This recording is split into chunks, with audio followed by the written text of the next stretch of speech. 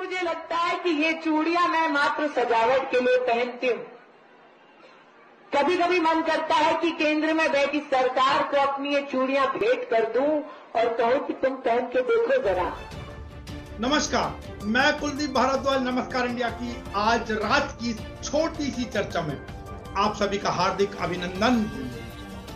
और कार्यक्रम का शुरुआत आज पितृपक्ष का समापन, इसी बात है, कल से नवरात्र प्रारंभ और इसी उपलक्ष्य में मैं कहूं तो एक बार फिर से झटका, अब जोर का झटका कहें, कोई सा भी झटका कहें, लेकिन झटका तो झटका ही है।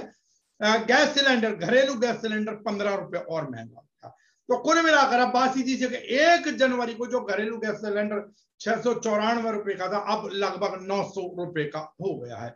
और गौर कीजिएगा, इसी 1 जनवरी 2021 को पेट्रोल 84 रुपए था, जो अब 103 के लगभग पहुंच गया, और डीजल जो 74 रुपए था वो 91 रुपए के लगभग पहुंच गया।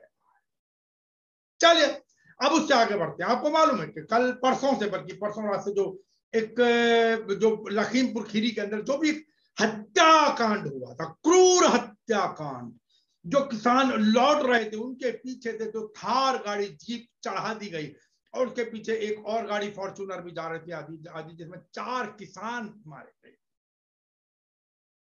उसके बाद विरोध प्रकट करने जो प्रियंका गांधी थी, संजय सिंह आप आम आदमी पार्टी के, ये सभी लोग बारी बारी से, अखिलेश यादव भी निकले वहां पर जाने के लिए, लेकिन रोक दिया गया। प्रियंका गांधी को तो आखिर में फिर सीतापुर के अंदर हिरासत में ले लिया गया, उनके विरुद्ध धाराएं भी दर्ज हुई। कुल मिलाकर बात यह कि ये पूरा का पूरा ड्रामा चलता रहा। इधर से राहुल गांधी भी प्रस्थान करने लगे। पहले उनको रोका गया दिल्ली एयरपोर्ट पर, निवेदन आया कि भाई इनको ना आने दिया जाए। फिर जब वो आखिरकार लखनऊ एयरपोर्ट पहुंच गए तो वहां उनको पहले कहा गया कि बाहर नहीं निकलेंगे, फिर प्रशासन ने अनुमति दे दी, लेकिन फिर वहां जद्दोजहद हुई कि भाई नहीं, आप वीआईपी गेट से जाइए, लेकिन राहुल गांधी अड़ गए। राहुल गांधी ने सीधा सीधा कहा कि नहीं, मैं आम पब्लिक के साथ ही साधारण गेट से जाऊंगा, मुझे नहीं चाहिए वीवीआईपी या वीआईपी ट्रीटमेंट। खैर आखिर में फिर से प्रशासन को कहीं ना कहीं झुकना पड़ा। और उसके बाद राहुल गांधी, अब जो लेटेस्ट खबर आ रही है उसके अनुसार राहुल गांधी, प्रियंका गांधी और उनके साथ जो खबर है कि चन्नी, जो पंजाब के मुख्यमंत्री, भूपेश बघेल जो कि वहां के छत्तीसगढ़ के मुख्यमंत्री हैं, ये सब लोग पहुंच गए हैं, अभी अभी लखीमपुर खीरी पहुंचे हैं। अब सवाल ये उठता कि इस सारे ड्रामे के अंदर सरकार ने क्यों अपनी छिछालेदारी करवाई, या प्रियंका गांधी का दबाव इतना भारी पड़ा क्या भारतीय जनता पार्टी के ऊपर कि उन्हें दबाव में आना पड़ गया सरकार को, भारतीय जनता पार्टी की सरकार को, उत्तर प्रदेश सरकार को दबाव में आना पड़ा, प्रियंका गांधी की जिद के सामने आखिर टूटना पड़ा या झुकना पड़ा सरकार को। अगर यही सब कुछ पहले कर देने देते तो क्या दिक्कत थी, छिछालेदारी तो ना होती कम से कम इस सरकार की। अब कितनी छिछालेदारी हुई है चारों तरफ, जब थू थू हुआ है चारों तरफ, तब जाकर उन्हें समझ में आया। लेकिन वो कहते हैं ना कि सब कुछ लुटाकर होश में आए, तो क्या हुआ, अब जब सब कुछ हो गया, जो छिछालेदारी होनी थी, जो बदनामी होनी थी, ठीक है, जो इनके विरुद्ध माहौल बनना था, वो बना और उसके बाद निर्णय लिया गया। अब इसके ऊपर कई बार ये सोचा जाता है, ये भी एक प्रश्न आता कभी कभी मन में, कि क्या केंद्र में और प्रदेश में जो यूनिट है भारतीय जनता पार्टी की, क्या सब कुछ ठीक चल रहा है? क्या इतनी अकल तो रही होगी ना भारतीय जनता पार्टी को, बाकी लोगों को, कि भाई इसमें हमारा कितना नुकसान हो सकता है, कितनी छिछालेदारी होगी, बदनामी होगी। अब पता नहीं वो कौन सा राजनीतिक गुणा भाग, जमा घटा, नफा नुकसान देख रहे हैं, अब ये तो ईश्वर जाने या वो पार्टी ही जाने, सीधी सी बात है। लेकिन खैर कुल मिलाकर इतनी छिछालेदारी के बाद आखिरकार मैं फिर कह रहा हूं कि प्रियंका गांधी की जिद के सामने झुकना पड़ा। और अब संजय सिंह आदि जो आम आदमी पार्टी के नेता, सभी लोग लखीमपुर पहुंच गए हैं या पहुंचने वाले हैं। और इस सब के ऊपर जो कपिल सिब्बल है, उन्होंने भी एक चिट्ठी लिखकर सवाल उठाया है कि प्रियंका गांधी ने कौन सा नियम तोड़ा, उन्हें क्यों गिरफ्तार किया गया। और यहां तक उन्होंने कह दिया कपिल सिब्बल ने और विवेक तनखा जो है, उन लोगों ने, कि अगर सवालों का जवाब नहीं मिला तो यूपी सरकार के खिलाफ कानूनी कार्रवाई का सहारा लेंगे, यहां तक कह दिया गया है। और जो उन्होंने 6 सवाल किए हैं कपिल सिब्बल ने और विवेक तनखा ने, उसके अनुसार अगर धारा 144 का उल्लंघन नहीं करने के बावजूद प्रियंका गांधी वाड्रा को यूपी सरकार ने 3-4 अक्टूबर को गिरफ्तार क्यों किया? एक चीज, हालांकि पहले हिरासत में लिया गया बाद में। दूसरा, क्या प्रियंका गांधी द्वारा कोई अपराध करने की संभावना थी? अगर नहीं तो उन्हें सीआरपीसी की धारा 151 के तहत क्यों गिरफ्तार किया गया? तीसरा, प्रियंका गांधी को वकीलों की मदद लेने से क्यों रोका? चौथा, कानून के किस प्रावधान के तहत लखनऊ एयरपोर्ट पर मुख्यमंत्रियों, आपको मालूम है भूपेश बघेल आदि सबको रोका गया, पीसीसी अध्यक्ष, सांसदों को रोका गया, उन्हें लखनऊ में क्यों नहीं जाने दिया गया? और आखिर राजनीतिक दलों और नेताओं को पीड़ित परिवारों तक क्यों नहीं पहुंचने दिया गया? और अंतिम प्रश्न उनका है कि यूपी सरकार ने प्रियंका गांधी वाड्रा को तो गिरफ्तार कर लिया, लेकिन एफआईआर में जिनका नाम है, जिसमें गृह राज्य मंत्री के बेटे का नाम भी शामिल है, उन सभी पर कार्रवाई क्यों नहीं हुई अभी तक? जायज। लेकिन यहां मैं एक चीज और बता दूं इसके अंदर। अब वो लोग देखिए, एक व्यक्ति का वीडियो अब सामने आया है जो कि उसी गाड़ी में था और पुलिस का एक 3 स्टार वाला व्यक्ति, 3 सितारा वाला व्यक्ति, अर्थात इंस्पेक्टर रैंक तो कम से कम है, तो वो देखिए उसके सामने वो जो पूछ रहे हैं और ये कबूल रहा है व्यक्ति। होगा इतना बता दो। बस मैं उनके साथ में लेकर पढ़े का काम करता हूँ। तुम आगे बैठे थे पीछे बैठे थे? पीछे बैठा हुआ था। क्या हुआ अचानक, ये बताओ। अब भैया वो आगे से थार सबके ऊपर चढ़ाती हुई जा रही थी, हम पीछे पे बैठे हुए थे। पीछे वाली फॉर्च्यूनर भी थी, फॉर्च्यूनर भी थी, फॉर्च्यूनर पे भगा रही थी। तुम्हारे साथ ही तो होगी गाड़ी, थार भी तुम्हारे साथ ही थी ना? आगे वाली थी। अरे भाई तुम्हारी आगे गाड़ी थी फॉर्च्यूनर? पीछे थी, आगे थार किसके साथ थी इतना बता दो। थार तो भैया के साथ में थी। थार उन्हीं के साथ थी ना? उनको मालूम है किसकी थार है वो? भैया उनसे कि हाँ गाड़ी चढ़ाई गई।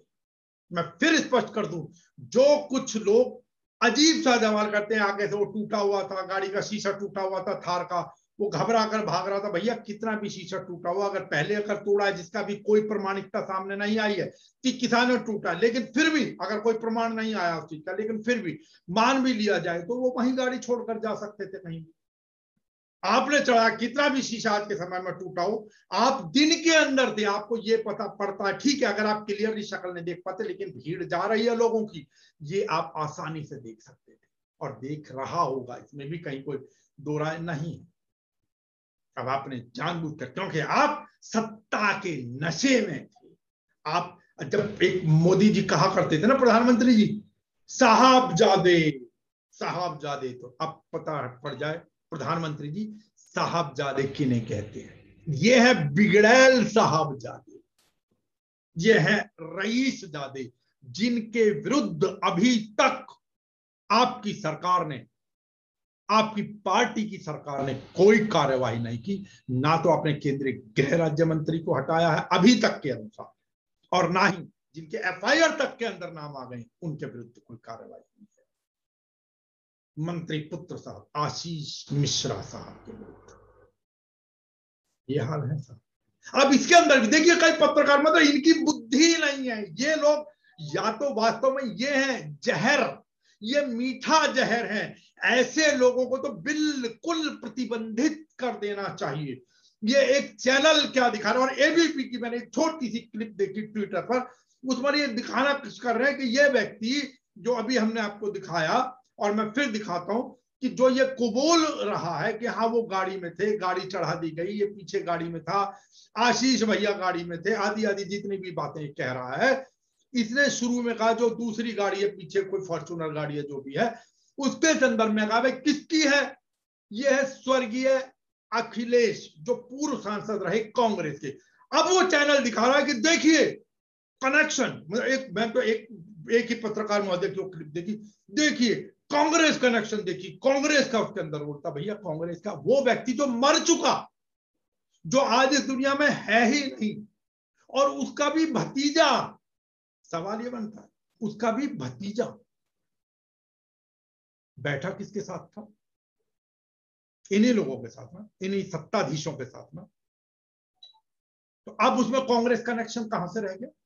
एक व्यक्ति जो दुनिया में नहीं, जो अनेकों लोग थे ना, अब जितिन प्रसाद की चर्चा करें तो अब वो पहले कांग्रेस में थे, आज तो आपकी पार्टी के अंदर है। सिंधिया पहले कांग्रेस में थे, आज तो आपकी पार्टी के अंदर है। और जो व्यक्ति दुनिया में नहीं, तो उसमें कांग्रेस कनेक्शन कहां से? या तो स्वर्गीय अखिलेश जी की गाड़ी होती, स्वर्गीय अखिलेश बैठे होते, उनकी गाड़ी होती, और वो जब घूम आप लोगों के साथ रहा, उनका भतीजा बेटा किसी पार्टी में होता, भतीजा किसी में होता, सब भाई भाई भी अलग अलग हो जाते। तो उसमें कांग्रेस कनेक्शन कहां से आ गया? लेकिन इन लोगों का काम है जहर फैलाना समाज के अंदर, लोगों को बरगलाना, चर्चा का मौका देना। ऐसे ये शर्म आनी चाहिए पत्रकारिता के नाम पे। ये लोग कलंक हैं, ये जहर है समाज के लिए, ये घातक है समाज के लिए। ऐसे लोगों के ऊपर तो पूर्ण प्रतिबंध लगना चाहिए। नहीं समझ आता कि ये लोग किस प्रकार की, किस मिट्टी के ये लोग बने हुए हैं। हम एक बार फिर से कहें कि नमस्कार इंडिया, जिन लोगों के ऊपर वो थार जीप चढ़ी, बिगड़ैल रईस जादे मंत्री पुत्र की, चाहे वो चला रहे थे या जो भी चला रहे थे, उनके प्रति संवेदना। और हम फिर कहेंगे यहां पर एक बात कि जिन लोगों को बाद में हमला करके मारा गया, हम उसका समर्थन भी नहीं करते हैं, कानून नाम की भी कोई चीज होती है। लेकिन अब इसका तो उदाहरण दिया जा रहा है कि उन लोगों को मार दिया गया। लेकिन गौर कीजिएगा, मैं फिर कह रहा हूं कि नमस्कार इंडिया इसका बिल्कुल समर्थन नहीं करता है, लेकिन गौर कीजिएगा, एक समय के अंदर मंच था, मंच पर एक व्यक्ति ने गोली चला दी थी। रविशंकर प्रसाद जी, जो भारतीय जनता पार्टी के नेता भी हैं, वकील भी हैं, मंत्री भी हैं, उनकी बाजू में गोली लगी थी। तब भीड़ ने उस व्यक्ति को इतना मारा था कि वो उसकी मंच पे ही मौत हो गई थी। मैं मानता हूं भीड़ उग्र हो जाती है जब ऐसा कुछ होता है।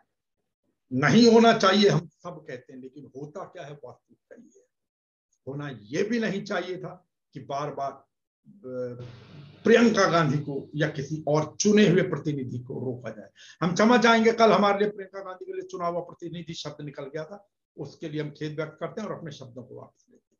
प्रियंका गांधी कांग्रेस की महासचिव। तो खैर, मैं कह रहा हूं कि उन लोगों के प्रति भी संवेदनाएं हैं और हम उस हिंसा का भी कहीं दूर तक भी समर्थन नहीं करते।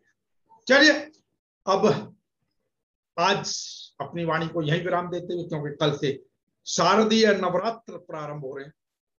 कल पहला नवरात्र माता शैलपुत्री कहा गया ना, प्रथम शैलपुत्री, दूसरा ब्रह्मचारिणी, तीसरा चंद्रघंटा, चौथा कुष्मांडा, पांचवा स्कंद माता, छठा नाम कात्यायनी, सातवां माता कालरात्रि, आठवां महागौरी और नौवां श्री सिद्धिदात्री माता, और उसके बाद विजयादशमी अर्थात दशहरा। बहुत बहुत शुभकामनाएं, मंगल कामनाएं पावन शारदीय नवरात्रों। नमस्कार इंडिया। लेकिन आप बाहर भी जाएंगे, मंदिर भी जाएंगे, कुछ लोग रामलीलाओं के अंदर भी जाएंगे, कुछ लोग माता की चौकियों के अंदर भी जाएंगे। कोशिश करें, सावधानी जरूर करें, कोशिश नहीं सावधानी। मास्क तो कम से कम बिल्कुल नाक के ऊपर से लेकर यहां तक। सवाल 2000 रुपए के चालान का नहीं है, जो दिल्ली में 2000 है, बाहर शायद कुछ जगहों पर 500 भी। सवाल आपके अपने स्वास्थ्य का भी है, सवाल आपके अपने जीवन का भी है। फिर आपसे मुलाकात होगी कल एक और चर्चा को। तब तक नमस्कार।